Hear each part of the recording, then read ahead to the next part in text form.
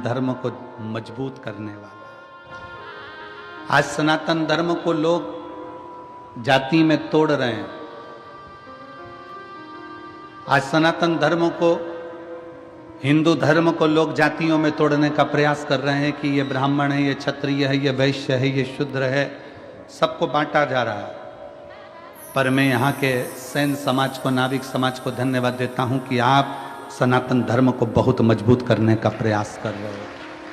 संपूर्ण भारत के सैन समाज को, नाई समाज को बहुत बहुत साधुवाद का।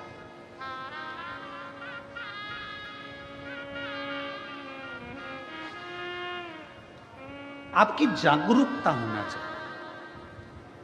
वो कहते हैं ये मंदिर हमारा नहीं है, वो कहते हैं वो मंदिर हमारा नहीं, वो कहते हैं भगवान हमारे नहीं, वो कहते हैं ये हमारा नहीं, वो कहते हैं वो हमारा नहीं।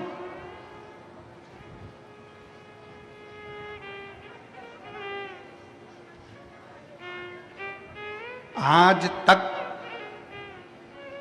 लोग केवल जातियों में बांटते रहे और कहते रहे कि हम ऊंचे, वो नीचा, वो बराबर, वो ऊंचा। आज तक किसी ने ये नहीं कहा कि 100 का नोट ब्राह्मण का है कि क्षत्रिय का है कि शूद्र का है कि वैश्य का है।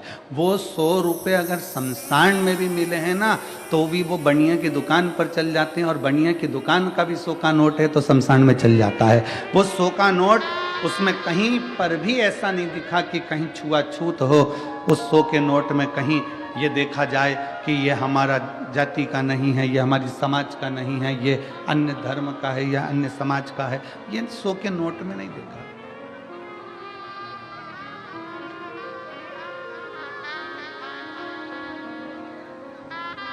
अभी हमने पहले कथा में कहा था कार्तिक के महीने में कि एक 100 का नोट तुम्हें दिया जाए और वो 100 के नोट के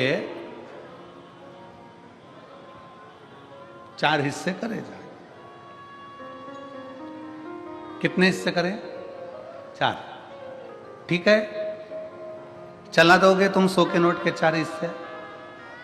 हम 100 का नोट लें और उसको फाड़ें और उसके 4 हिस्से कर दें और कह दें एक ब्राह्मण चलाए, एक क्षत्रिय चलाए, एक वैश्य चलाए, एक शूद्र चलाए।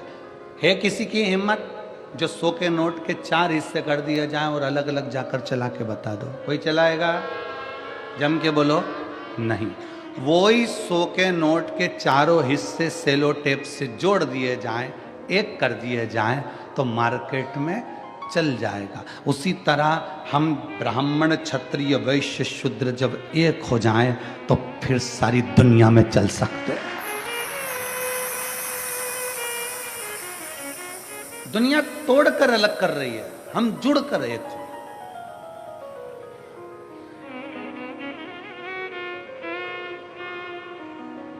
कथा कहती है समय अच्छा नहीं है तो मेहनत 4 गुनी कर लो, अपनी मेहनत को बढ़ाओ, अपने परिश्रम को बढ़ाओ।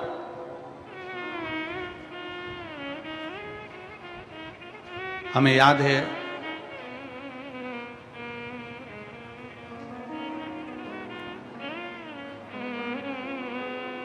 सिरज गांव की एक कथा,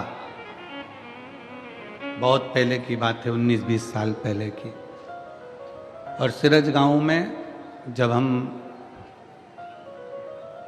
पहुंचे थे तब एक किसान भाई मिलने के लिए आया था।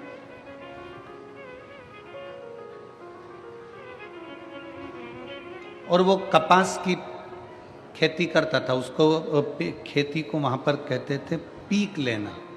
अब इधर क्या बोलते हैं हमको स्मरण नहीं है, वहाँ सिरज गांव साइड में बोलते हैं हमारी में इतनी पीक हुई, इतनी मतलब इतनी खेती, पीक बोलते हैं। तो उस समय की बात है 19-20 साल।